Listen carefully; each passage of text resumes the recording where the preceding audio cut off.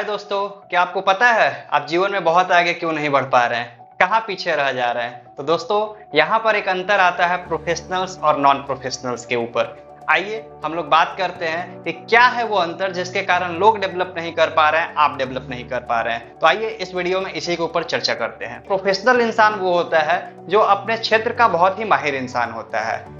प्रतिदिन नियमित तौर पे वो अच्छे से वर्क करता है और उस वर्क के साथ में वो आगे बढ़ता चला जाता है। लेकिन वहीं पे नॉन प्रोफेशनल इंसान वो शौकिया तौर पर या फिर कहें कुछ पैसों के लिए या बिना इंटरेस्ट के उस काम को कर रहा होता है, जिसके कारण वो आगे नहीं बढ़ पाता है। तो अगर आप भी जीवन में दोस्तों प्रोफेशनल बनना चाहते हैं, आप भी चाहते हैं कि जीवन के जो टॉप लोग हैं, जो नाम सम्मान प्रसिद्धि और पैसा अर्न कर पा रहे हैं, वो आप भी डिजर्व करते हैं और आपको भी वो करना चाहिए। तो आइए हम बात करते हैं कि प्रोफेशनल इंसान कैसे बन सकते हैं। इस वीडियो में इसके ऊपर चर्चा। जीवन में आपको प्रोफेशनल बनना है तो उसके 4 ई होते हैं, 4 ई जैसे कहा जाता है। दोस्तों, हमारा जो पहला ई है वो होता है एडुकेशन। अगर बात किया जाए, कोई भी इंसान अगर सीखे ही नहीं, उस चीज की बेसिक और एडवांस नॉलेज ही न रखे, तो ये तो नेक्स्ट टू इम्पॉसिबल है कि वो उस क्षेत्र में टॉप कुछ लोगों में शामिल हो पाएगा या अपने आप को प्रोफेशनल कहला पाने लायक भी बन पाएगा।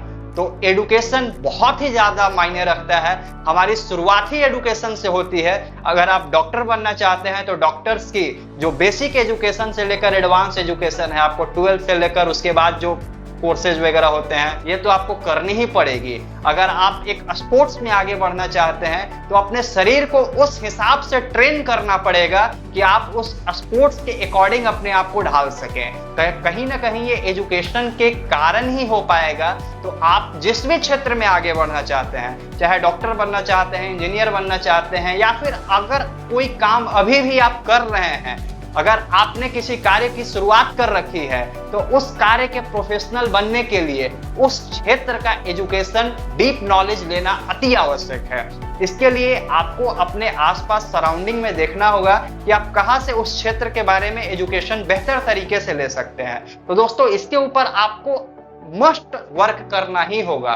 इंपॉर्टेंट बात यह है कि अगर आप इस चीज को नहीं करेंगे तो कहीं ना कहीं आप पीछे रह जाएंगे। और जीवन में अगर आप प्रोफेशनल बनने के ठाने हैं तो अगर आप एजुकेशन ले या ना ले, दूसरे ई से आपका सामना जरूर होगा। और दूसरा ई हमारा होता है एग्जामिनेशन। किसी भी क्षेत्र में अगर कोई इंसान ने कोई पढ़ाई की, कोई इंसान प्रोफेशनल बनना चाहता है, तो जीवन में उसने अच्छे से पढ़ाई की या नहीं की ये मायने नहीं रखता, लेकिन उसकी एग्जामिनेशन होती ही होती है। आपको उस परीक्षाओं से होकर गुजरना पड़ेगा। अगर आपने स्पोर्ट्स के ऊपर अपनी तैयारी शुरू कर दी है, आपका प्रदर्शन ही वो मायने रखेगा कि आप उस क्षेत्र में और आगे बढ़ पाएंगे अथवा नहीं बढ़ पाएंगे। अगर आपने एमबीबीएस की तैयारी की तो एडुकेशन के बाद आपकी एग्जामिनेशन होनी तय है, और ये हर साल होगा। और ऐसा नहीं कि आपने 4 साल पढ़ाई की और एक बार एग्जाम दिया, नहीं, आपको हर साल पढ़ाई करना होगा, सेमेस्टर वाइज पढ़ाई करना होगा। और आपने जहां कहीं भी फेल हुए,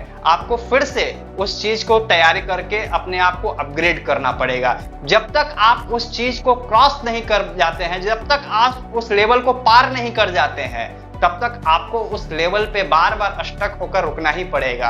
और जीवन में बहुत सारे लोग प्रोफेशनल बनना तो ठान लेते हैं, लेकिन एक लेवल पर आकर स्टक हो जाते हैं। तो कहीं ना कहीं आपको अपने अपग्रेडेशन के ऊपर ध्यान देने की बहुत ज्यादा जरूरत है।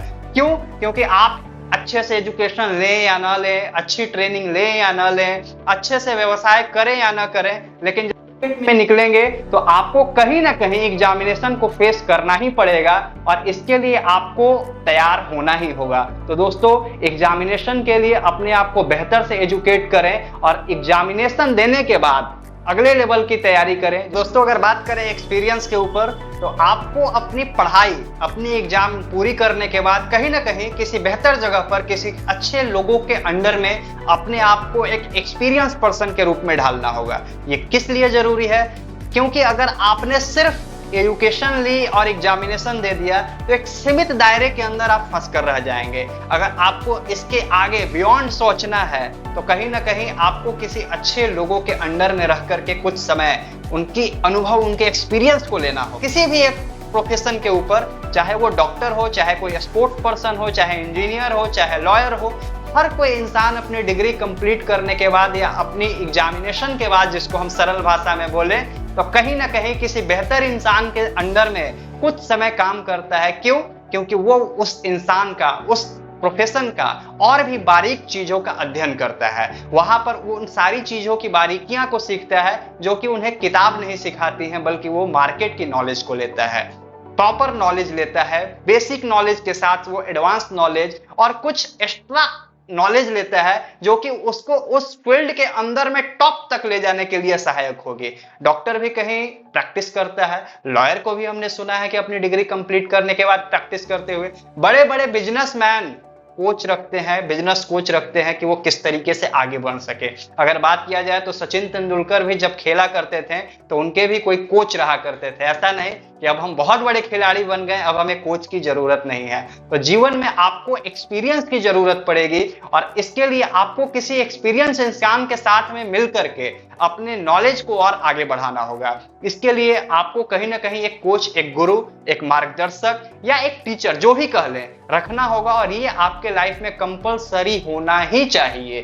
क्यों? क्योंकि इसके बिना आप एक्सपीरियंस को अपने आप सिर्फ ठोकर खाकर सीख सकते हैं और उसमें काफी ज्यादा समय लगने वाला है। तो एक कोच आपके बहुत सारे साल, बहुत सारे ईयर्स आपकी बचा देता है अपने अनुभव के आधार पे। आइए बात करते हैं 4th ई के ऊपर, जो कि बहुत ही ज्यादा जरूरी है अगर आप टॉप पर बने रहना चाहते हैं तो। चौथा ई है मेरे दोस्त, इथिक्स। जीवन में आपने जो भी काम किया, लेकिन अगर आप उस प्रोफेशन के इथिक्स को फॉलो नहीं करते हैं, रूल्स एंड रेगुलेशन को फॉलो नहीं करते हैं, उस प्रोफेशन के मापदंडों पर आप खरे नहीं उतरते हैं, तो बहुत ज्यादा समय की आपकी उस प्रोफेशन में महारत रहने वाली नहीं है। दो दोस्तों ने एक साथ डेब्यू किया था, बल्कि कुछ समय के आसपास में ही डेब्यू किया था, सचिन तेंदुलकर और विनोद कांबली। ऐसा कहा जाता है सचिन तेंदुलकर ने अपने आप को प्रोफेशनल्स बनाए रखने के लिए जिन इथिक्स, जिन पैमानों पर खरा उतरना था, उस पर वो आगे बढ़ते चले गए और विनोद कांबली साहब पीछे रह गए। कहीं ना कहीं उस खेल के अंदर जो इथिक्स रहनी चाहिए थी, वो उस इथिक्स को फॉलो नहीं कर पाए, जिसके कारण वो पीछे रह गए। और आज दुनिया सचिन तेंदुलकर को तो बहुत अच्छे से जानती है, लेकिन विनोद कांबली को सिर्फ उनके फेलियर की वजह से और एक केस स्टडी के रूप में जानती है कि जीवन में कैसे एक अच्छी मुकाम पर जाने के बाद भी इंसान फेल हो सकता है। तो दोस्तों, जिस भी प्रोफेशन के अंदर आप हैं,